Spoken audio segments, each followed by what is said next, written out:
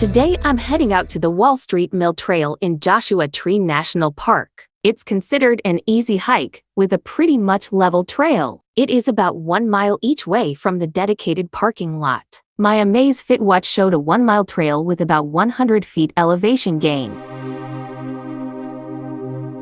The trail starts from this sign and the trail is well defined. Further along, you will see some splits along the trail. You can take any of them as they will eventually take you to the remnants of the mill.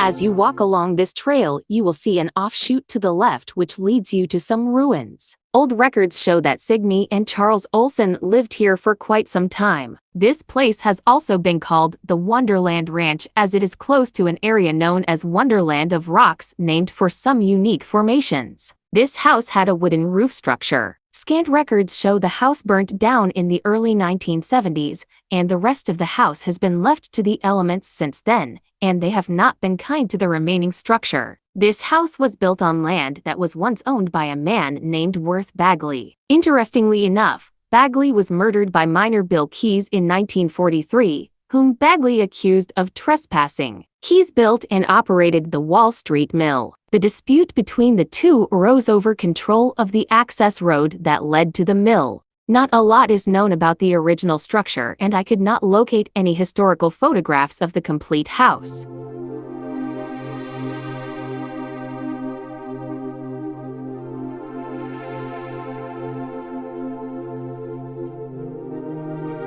As I had stated earlier, there are a few meandering trails that lead to the mill, and the trail I took led me to the house ruins and this old abandoned truck. Unfortunately, I did not pass by the tombstone at the location where Bagley met his demise at the hands of Bill Keyes. I'm not sure what make or model truck this is, but someone said it was a GMC truck from the 1920s or 30s. The spoked wheels from this era of trucks also resemble the wheels on this vehicle, so it might be accurate.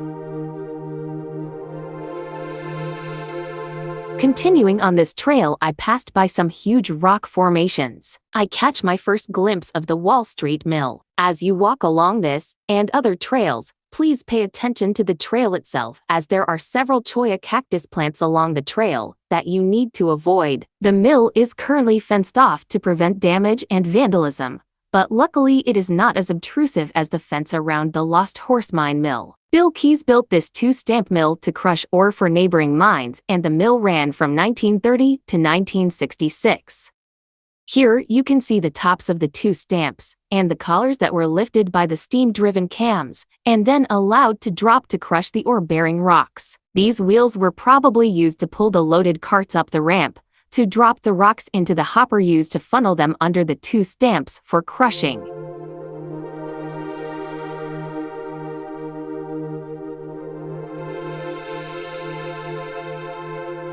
As stated, the mill is currently fenced off and trespassing is forbidden. I had to strategically place my camera in various places and angles through the fence to get some close-up shots of the interior workings of the mill, and the stamps, which you might recall from the Lost Horse Mill, weigh several hundred pounds each.